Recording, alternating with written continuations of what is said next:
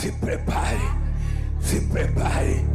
porque a gente vai voltar a fazer o nosso churrasquinho no final de semana, com picanha, costela e ainda uma cervejinha gelada.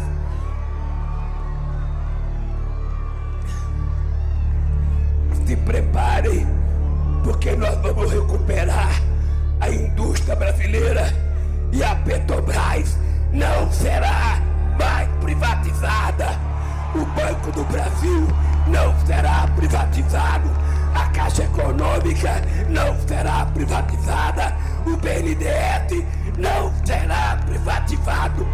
Esses bancos públicos estarão a serviço do desenvolvimento desse país. E é por isso que os Correios também não serão privatizados.